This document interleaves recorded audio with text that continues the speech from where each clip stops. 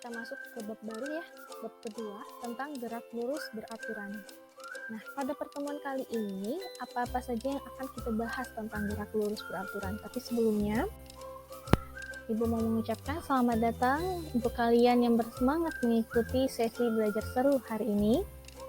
Kemudian, pastikan kalian tetap menjaga dan menerapkan protokol kesehatan dimanapun kalian berada.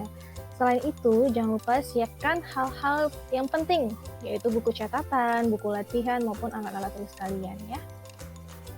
Kemudian, untuk tujuan pembelajaran kita pada hari ini ada 4. Yang pertama itu menjelaskan pengertian gerak, kemudian membedakan perpindahan dengan jarak, kemudian menjelaskan ciri-ciri gerak lurus beraturan, dan juga menjelaskan untuk rumus matematis gerak lurus beraturan.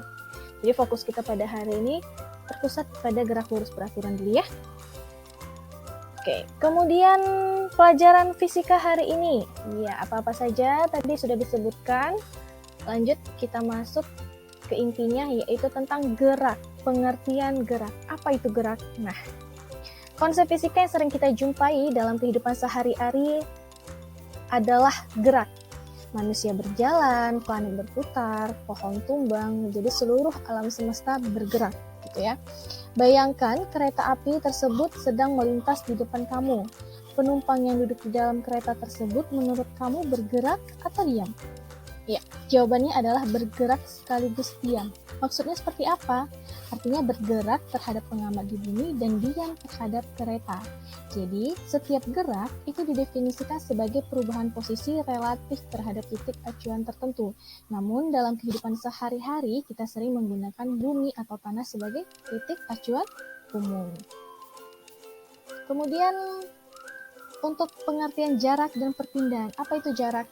Nah, jarak didefinisikan sebagai panjang seluruh lintasan yang dialami benda, sedangkan perpindahan adalah panjang lintasan lurus antara posisi awal dengan posisi akhir. Jadi perbedaan jarak dengan perpindahan hanya memiliki nilai. Jarak memiliki nilai, sedangkan perpindahan memiliki nilai dan arah gerak, gitu ya. Kemudian gerak lurus beraturan atau GLB. Nah, secara definisi, GLB atau gerak lurus beraturan adalah gerak suatu benda pada lintasan lurus yang mempunyai kecepatan tetap, itu kata kuncinya. Adapun contoh dari GLB adalah gerak yang bergerak di rel yang lurus dan datar, serta mobil di jalan tol lurus yang dijalankan dengan kecepatan tetap. Kemudian, ciri-ciri gerak lurus beraturan atau GLB. Suatu benda dikatakan bergerak lurus beraturan jika pertama, benda tersebut bergerak dengan kelajuan tetap atau tidak ada perubahan kecepatan terhadap waktu, maka kecepatannya 0.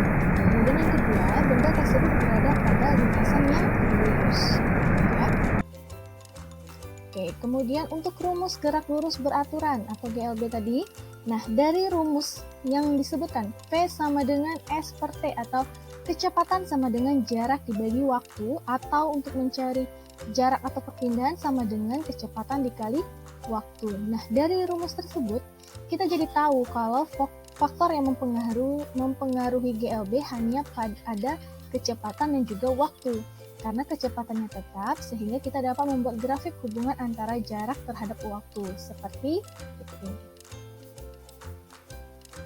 Iya, ini ya contoh dari pada grafik GLB ya.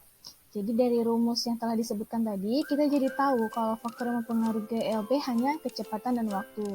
Karena kecepatannya tetap, sehingga kita dapat membuat grafik hubungan antara jarak terhadap waktu seperti gambar. Kemudian grafik jarak terhadap waktu akan menjadi garis diagonal. Hal ini disebabkan karena pada GLB tidak ada perubahan kecepatan pada benda, karena dia tetap kecepatannya ya. Nah, untuk contoh soal GLB, sebuah mobil melaju di lintasan lurus dengan kecepatannya, V-nya, 100 km per jam. Ini nanti kalian ubah ke meter per sekon ya. Kemudian jarak yang ditempuh mobil tersebut jika waktu tempuhnya 120 menit adalah, nah jadi T-nya 120 menit bisa kalian ubah ke sekon. Dan rumusnya adalah yang seperti dijelaskan tadi ya di penjelasan sebelumnya. Jadi kalian bisa cari dulu. Jadi kalau sudah ketemu atau sudah selesai bisa dikumpulkan di grup ya. Mungkin itu saja materi kita pada hari ini ya. Cukup singkat, padat, dan jelas. Jika ada yang tidak dimengerti bisa disampaikan, ditanyakan ke Ibu, atau ada yang kurang bisa dikoreksi. Mungkin itu saja, lebih dan kurang. Terima kasih. Assalamualaikum warahmatullahi wabarakatuh.